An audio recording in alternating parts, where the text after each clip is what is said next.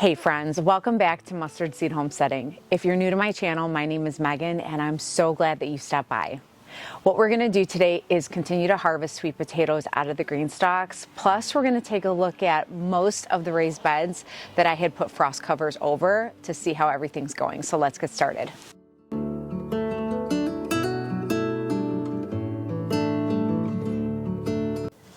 All right friends, let's go ahead and see what we got in this tier. I really enjoyed harvesting these tiers one at a time and using the outside as a refrigerator. It really has worked very well. So let's go ahead and see what we got today.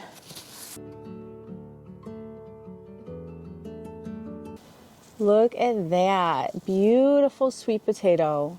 Good size, very good size.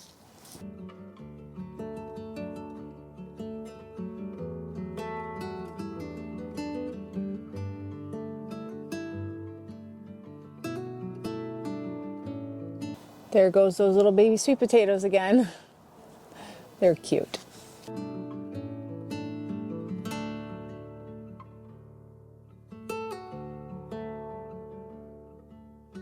Sweet potato fingers. I'll use them somehow.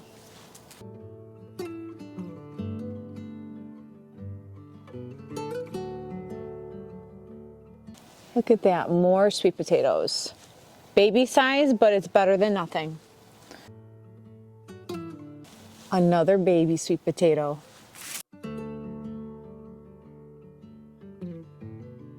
Now that's a good size. Very nice.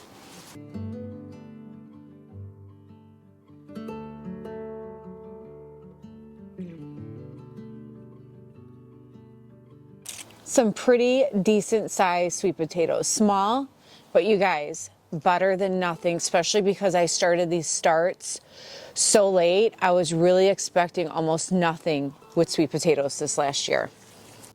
All right, friends, let's go ahead and take a quick peek at what's going on down here. Not much. Broccoli is going strong. You can see all the snow has already melted. It is gorgeous outside today. I don't even have a sweater or a jacket on. And the only reason I'm wearing boots is because everything's all wet and puddles and mud. So that's why I'm wearing boots, but nothing too much here.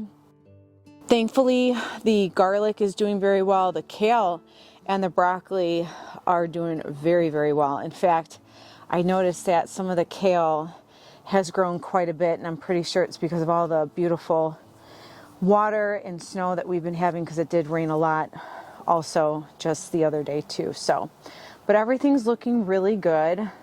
But let's go ahead and let's go see what's under those frost covers.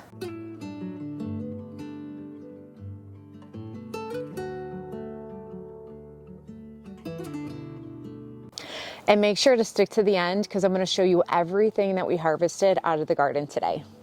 Okay, so we're gonna start this way and just work our way down. And if you all hear screaming or kids in the background, it is such a beautiful day that the kids are out playing, so sorry if you hear some background noise. Now this bed, the only reason I don't have this one open as well as this one, if you're new here, is I am trying to overwinter 2 pepper beds because I had such great success with overwinter pepper plants in grow bags that it gave me the encouragement as well as the idea to try to overwinter raised beds. Maybe a fail, maybe a success, but we won't know until the summer. So now this bed we planted a few weeks ago. I just wanted to give you a quick peek at how everything's doing. Not ready for any harvesting, but everything's looking really good. So I wanted to give you a quick peek. Now we have Swiss chard in here and Romanesco broccoli. Everything's looking very pretty. Now I did just water the beds last night. See, look at that puddle. This is exactly why I have boots on. But I just watered these last night, and I said this in the last tour, I love these water grids. I came out last night and I watered the beds real quick, and all I had to do was put the hose on here and let it do its job. I didn't even have to lift up the frost cover except for, you know, having to open it for this to put the hose on here, but it made my job so much easier. So these all just got watered last night, and so far everything's looking really good. Now I did want to quickly show you, because I never really show this too often. These are my chamomile pots right here. I had chamomile in here last year and it did really well, and then I threw extra seeds. So these are going to officially be my chamomile pots, and so far you guys, it's already growing, which is nice. So hopefully we'll have a lot to harvest this spring and summer. Okay, and then in between the beds, before I show you how this bed is doing, are my sugar snap peas. Now, I had planted 4 different varieties. So I did 1, 2, 3, and 4. And even though it's winter and it's, you know, some snap peas are cold hardy. So I figured, being that I'm in zone 8B, I was like, well, it's worth a try. And I noticed some varieties are better than others, and it was a good learning experience for me. Now, I haven't gotten a whole lot of snap peas just because we are still in winter, and you know, the snow, the rain, the up and down temperatures, it hasn't really given me a lot of snap peas, but I still have a lot of time. I mean, really they're meant to be planted for springtime, but I also love to experiment. But one thing I do want to share with you all is some weeks back, I did plant, when I had redone this bed, some new peas, and look at, they actually sprouted. So I'm really happy to see that. There's 3 right here, and then there's 1 right here, and I want to say there might be some in here, but I did see there's 1 over here, right there, you can see. And I'm really excited about this because I love snap peas, and I want to be able to grow, you know, enough for some meals before summer hits. Because what I put in here in the summertime are cucumbers. Cucumbers do so well.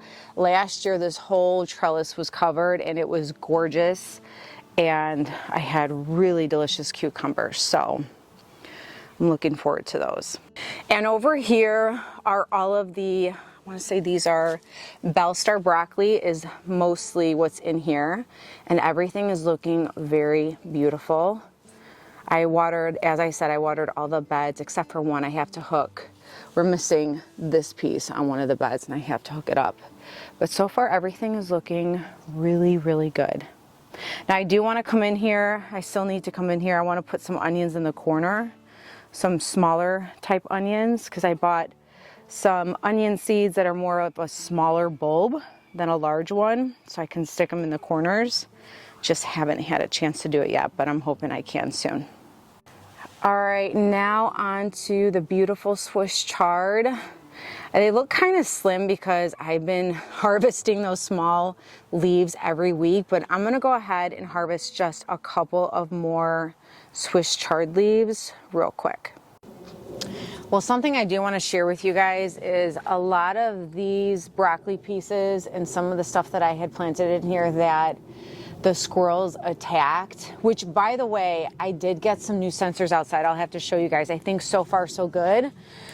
But a lot of them started growing back, and I'm super happy about that, because even though I have a ton of starts that I could put in there, I'm just glad that they didn't fully die on me, so that, you know, they can still grow.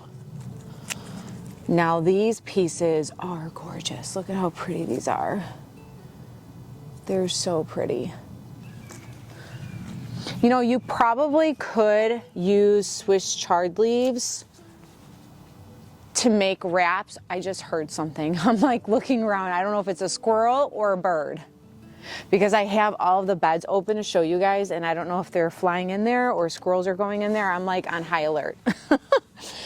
But I was just thinking that you could probably, oh, look at this little guy. Okay, look at, sorry, I had to get a close up. Okay, do you see that little guy right here? Maybe not. My camera's not cooperating right now, but I found a little slug. That's what you have to worry about for the cool weather crops, are the slugs. They're no fun, but you can work around them. Now, one thing I will say, I love these hoops, but it is kind of hard sometimes to get through them, but it's still worth having. So how is everybody's winter garden going? Are you guys growing anything, or are you getting your garden prepared? I know for me, I'm already thinking of the seeds that I want to plant for not only the spring, but the summer. I cannot believe it. I'm already thinking about summer. I kind of feel like summer just ended. I don't know why, even though I know it didn't, but it's just, time's going so fast for me. I don't know if it's just getting older or what, but it feels like time just goes too fast.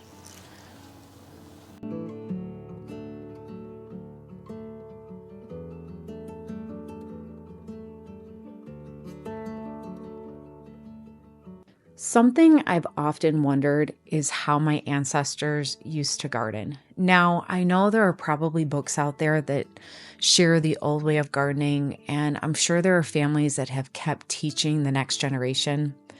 But I don't come from a family that passed down their gardening or farming knowledge at all. And so I wonder sometimes what they used and what their techniques were.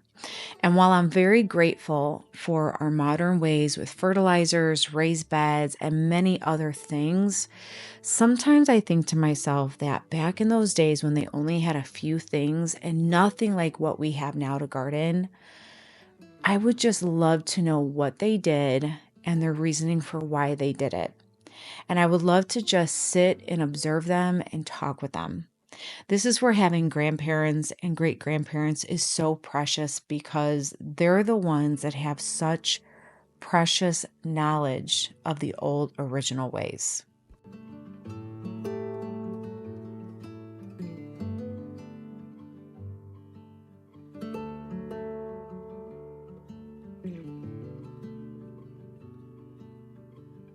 So if I were to share any encouragement for a new gardener, it would be, if you have anyone in your family or know anyone that is knowledgeable about gardening, or even grandparents or great-grandparents, go grab a cup of hot tea with them or coffee and just sit with them and pick their brain and take lots of notes.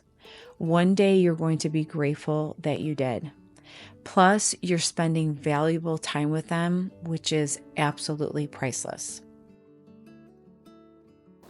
Well, that was a lot of little Swiss chards that I was able to harvest, which was really nice. But one thing I do want to show you that I did finally get around to doing was the spots that needed some new plants because of the squirrel damage. I finally got around to putting some new ones in. Now, I did keep a few that actually started growing back. This one and this one was growing back. But I ended up putting in some twister cauliflowers. So in some of the spots, I had put, well, that's a cabbage, but that's a cauliflower. This one is, that one, and I believe this one, these two. And then these Brussels sprouts are still going strong. Now I do still need to take that one out. And then what I did was I added a few, you probably can't see them very well. I added a few of the onions in the corners. And then my goal, my hope, even though I have the snap peas along the edge right here, which is right along back there, I do have a good strip right here that I can plant onions, because onions don't take up a whole bunch of space and they're good companion plants. So my hope is to put some onions. Now I am going to be doing a lot of onion start soon. So hopefully I can get some in there and we can have onions on the sides. Now this bed I want to quickly show you because I'm really excited about what I'm seeing. So I had planted turnips all, oh, this camera's focus, all along the edges around the whole bed, and I wasn't sure if that was a good idea because each square has cauliflower or a broccoli. And you guys, look at the turnip. It's growing. I'm super excited. So maybe it wasn't a total fail. Now I may have ones that don't grow as nice as others, but that's okay.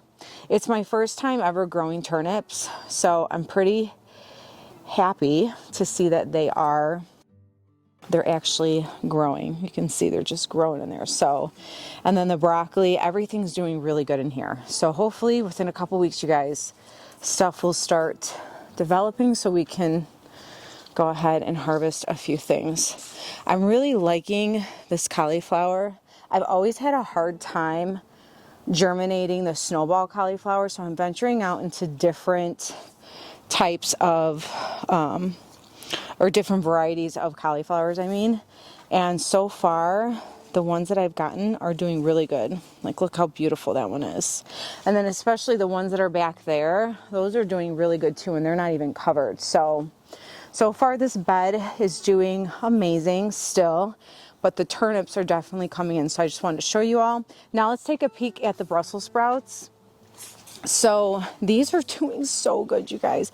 So I had grown Brussels sprouts last year, and while it wasn't 100%, while it wasn't completely a fail, I should say, I got maybe some small baby type Brussels sprouts. Oh, there's a beetle stuck in there.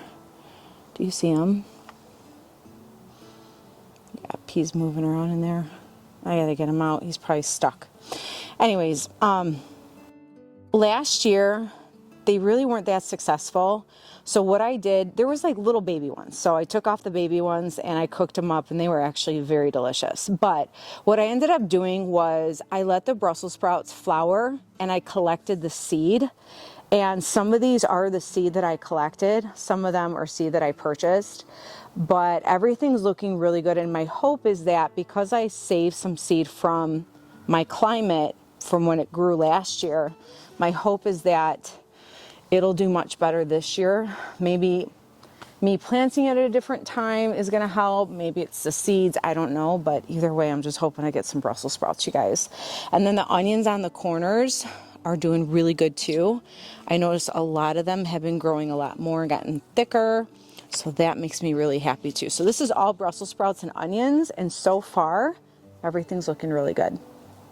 And then I don't really talk about this bed too much because this is my garlic bed. And then these buckets are my garlics, and they're not going to be ready to harvest till, you know, for a couple more months, around spring, very early, almost summertime. But so far, really good. Now I did experiment with these, meaning that I did 9 bulbs in each square on this side, and then this side was 5 bulbs in each square. You can plant 9 at the most in 1 square foot, but I wanted to see a difference between 9 and 5. Now what I will say is next year, and it's probably because I had an abundance of garlic bulbs this year, so I had to figure out where to put them all, but it would have been nice to do 1, 2, 3, 4, 5, all the way to 9 to see how many per square I like the best. But maybe next year I'll do that.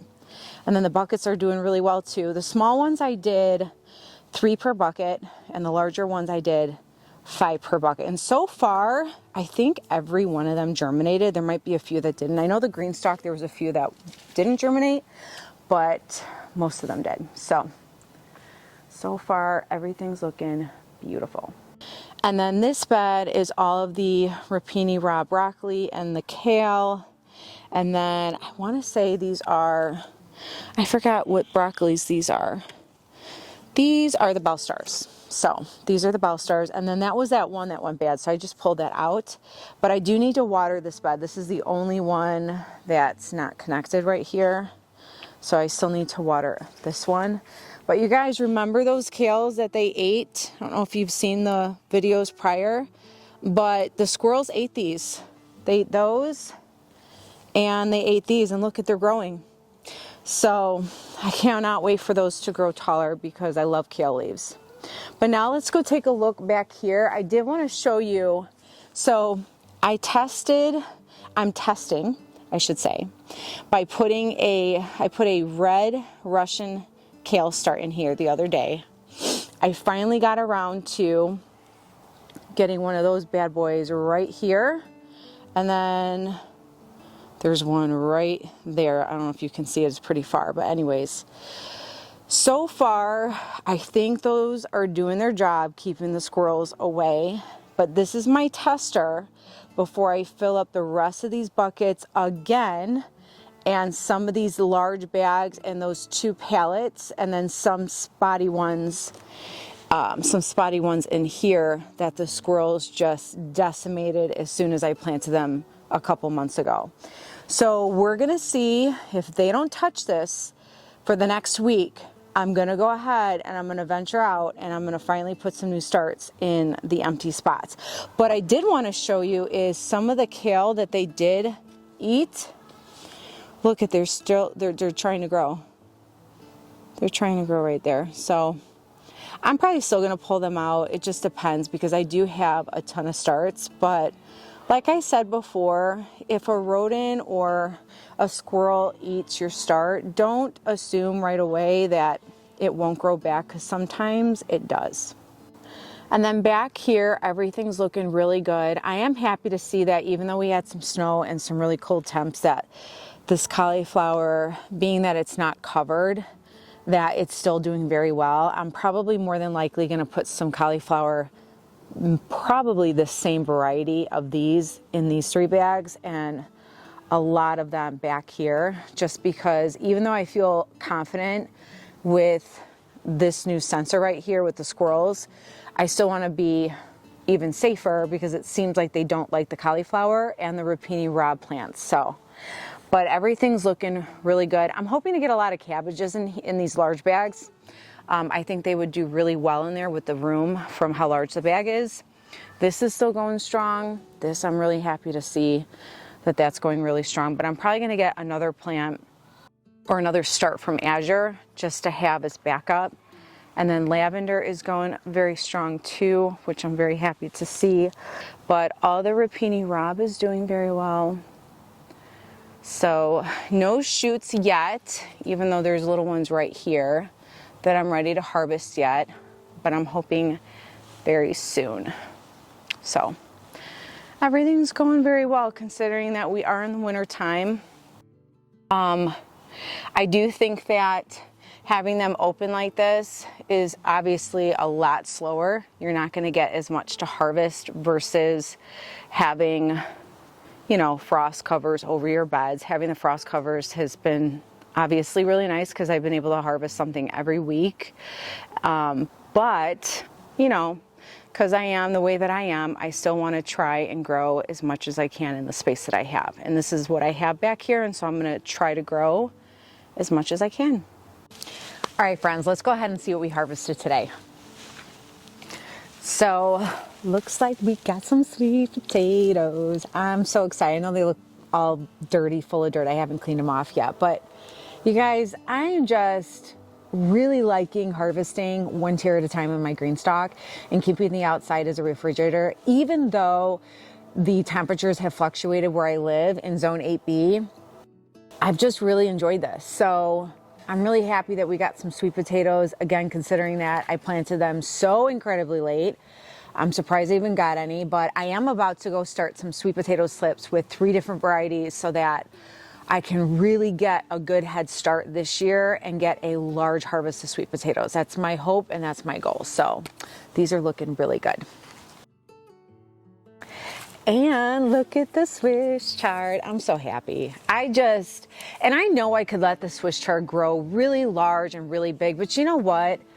I'm really liking the small pieces. They're so tender, like I said. Plus, with all the slugs and stuff, I'd rather get a small one than a large one with a bunch of holes in there, because I can't be out there monitoring and policing my Swiss chard all the time with those slugs. I may put like a little thing of beer. I know beer can attract them. I think it's the wheat or the yeast in there that could attract them. So I may do that. I don't know. Sorry for the train in the background, you guys, but I'm loving the Swiss chard, you guys. So I'm really excited with the harvest, as I always am every week, because I've been so blessed to harvest something, which is why I do these garden tours and harvest with you all, because once you establish your garden, it's just a matter of, at this point, planting your seed and caring for it, and you can literally just walk in your backyard and just pick your fresh produce instead of going all the way to the grocery store. So super excited with the harvest again this week. So friends, thanks so much for stopping by, and I really look forward to seeing you all next time. And I want you to always remember, friends, I want you to be encouraged, and always stay inspired. And I'll see you all next time. Bye.